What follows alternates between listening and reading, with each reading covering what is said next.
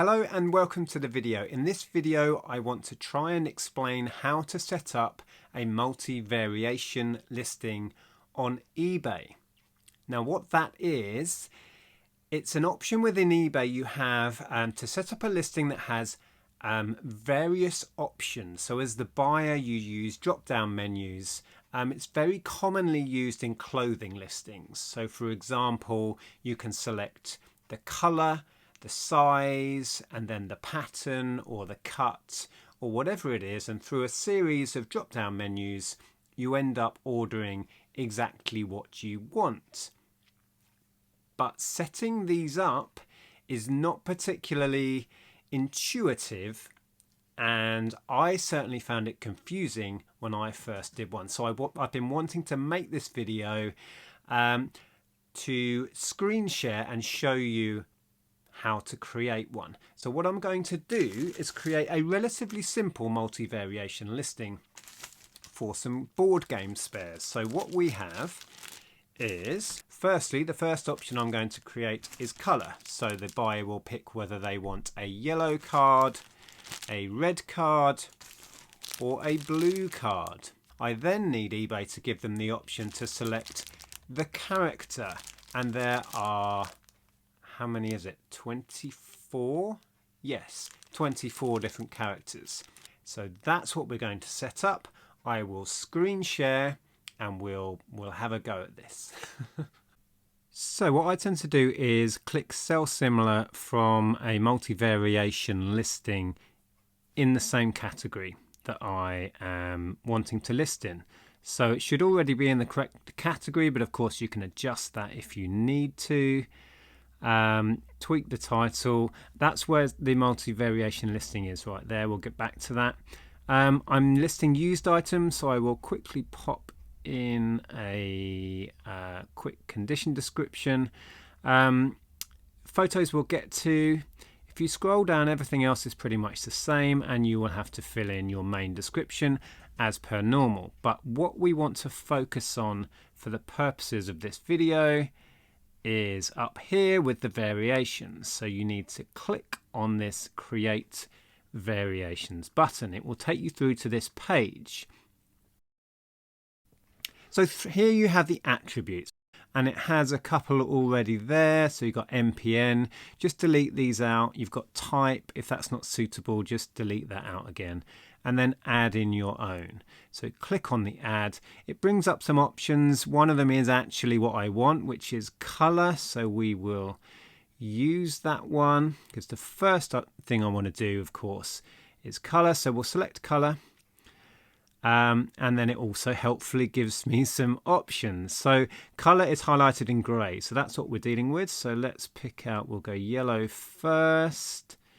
Where's blue? So we need red and blue. There we go.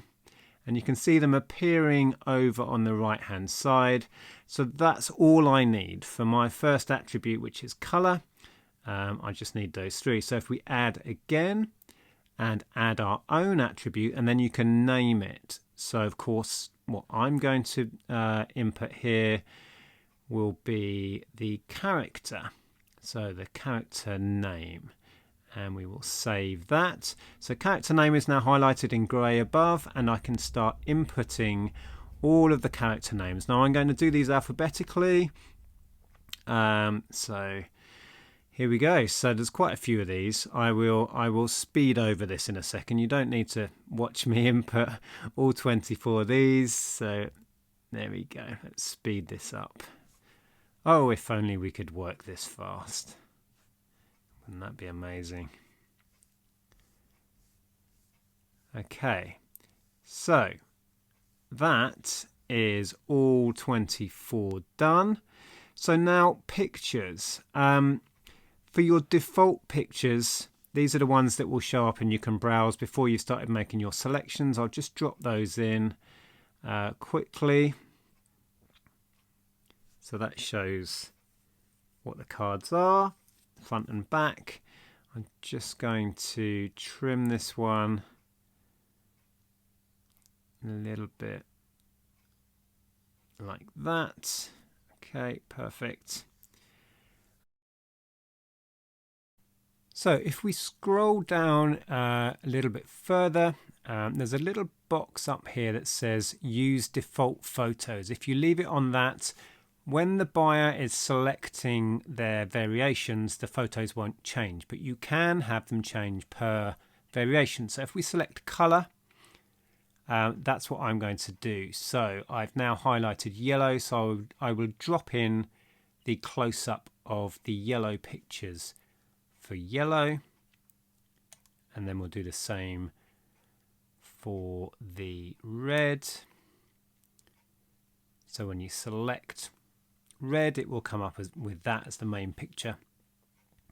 And of course we'll do blue, so find a close-up of that, and there we go. So if we scroll down now, you can see that the color has changed for all of the yellow options and then all of the red options. Now I could do it for all of the names. If you wanted to go to that length, you could add a picture for every individual name and have it change for that attribute. But I think that's going a step too far for me. So we'll just do the colors. So over on the right here, the other two main things you want to look at are quantity and price. You can select all of your options and pick and choose in bulk. If you want, you can do them all at once. And then using these panels above, you can bulk edit. So I've selected price there. So if I just pop in 99 pence and click save, it will fill the price box for every single option at 99p because I had highlighted every single variation we have. But you can do these individually, or you can highlight as many or as few as you like and do them that way. There is also a SKU box here, so you can put in your SKU for all of your different variations. Mine are being filed by the character name, so I don't need to worry too much about that. There's a bulk edit SKU box above as well, as you can see. You can do that in bulk. But the main one we need to look at is quantity over here. That is set to default at 1, but you will need to go through and set your quantity for each variation to how many you have in stock. So that could be 0 or whatever number of stock you have per each individual variation. So I need to go through now and adjust all of these because my numbers vary per color and character. So we will speed this bit up because you don't want to sit through that. So there we go, zoomy. And last couple. Okay, job done. So we will hit save and close. Okay, and here is what the finished article looks like. I do need to go and set the postage. It's currently at 3 and it's not meant to be. I will go back in and adjust that. But this is what the final thing will look like. So you can see the default image shows all of the different cards. Then we have character name as a selectable option and color over here as a selectable option. So if we pick yellow, it will bring up the yellow picture. If we click on the character, we can select those. You can see one of them is out of stock here because I don't have any of that in yellow. If we select another one, it will show the stock level, 2 available of Charles in yellow, for example.